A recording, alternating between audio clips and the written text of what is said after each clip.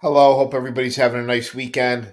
If you enjoyed my Chicago mob trial stories, hit the like button, subscribe, share with your friends.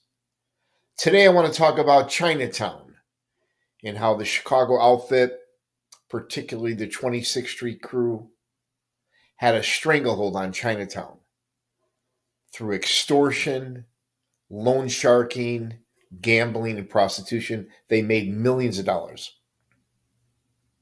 Now, just south of downtown Chicago, right by White Sox Park, is Chinatown. And next door to Chinatown, you got the Italian Irish neighborhood Bridgeport.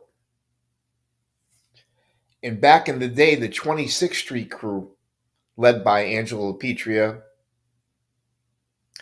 they extorted hundreds of thousands of dollars from business owners in Chinatown. Hello, hope everybody's having a nice weekend. Imagine being a fly in the wall and overhearing these guys, these good fellows. You got John Feckerata on the left. He participated in the Spilotro beatdown. He also was the getaway driver during the Seaford hit. Then you got Johnny Apes, boss of the Chinatown crew. He gave the green light to kill Ronnie Jarrett. Then you got boss of the 26th Street crew, Angelo Petria, his brother Jimmy. These guys were the ringleaders, the men behind the extortion and gambling in Chinatown. Now, if you're ever in Bridgeport area or going to a White Sox game, take a walk down 31st Street and you'll actually see the American Club. It's still standing today. And during the family secrets trial, they said that some of the skim money from the hotels in Las Vegas and the extortion cash from Chinatown, they used that money to actually build this club. This club was ran by Angelo Petria. Now here's Angelo Petria's Fortress, still standing today, right down the street from the club. I remember during the family secrets trial, Nick Calabrese testified that weekly he would stuff these barbecue mitts with cash, and he would face the mitt up. So when Angelo Petria looked out the window, if the mitt was facing up, he knew there was cash in it. If the mitt was facing down, the hook knew there was no cash there. Now, Frankie Schweiss, he was kind of like a floater. He did some work with Joe Nagel. He worked with Joey Lombardo in the Grand Avenue area. And he was even partners with Angelo Petria on some of the extortion money they were getting from Chinatown. They used that money to help pay their lawyers.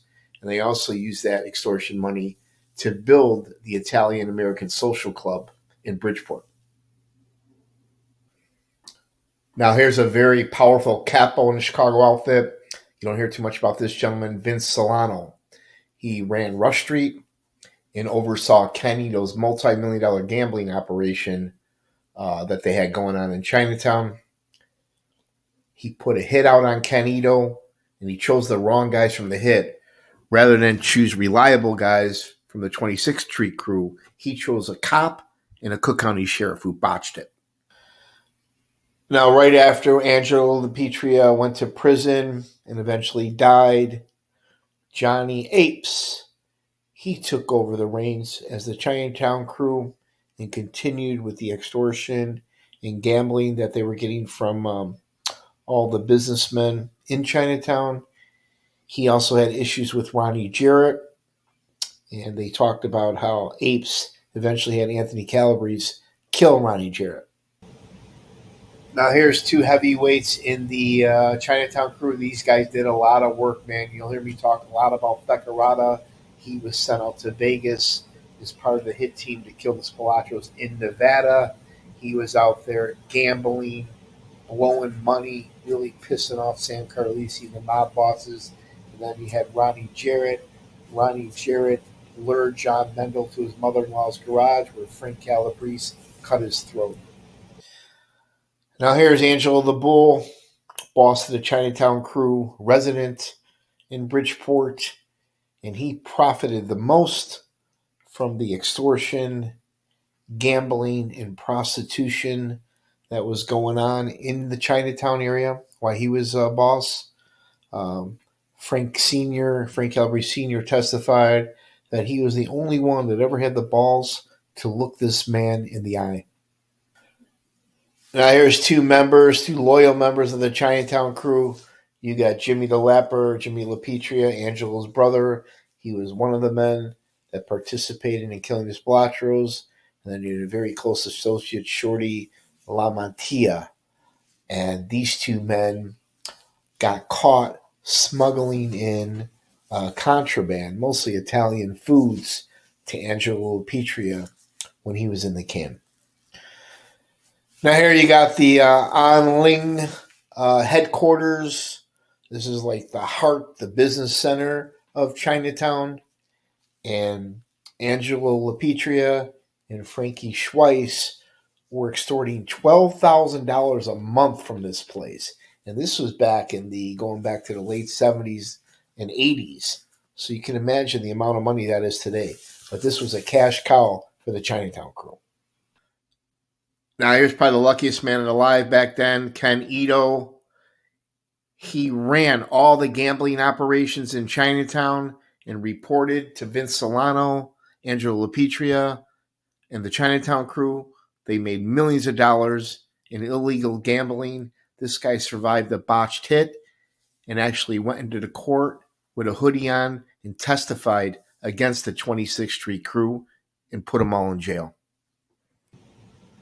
Now, one of the top enforcers of the 26th Street crew was Frank Calabrese. Frank was also one of the largest loan sharks in Chicago. He had a couple $1 million out on the street back in the day.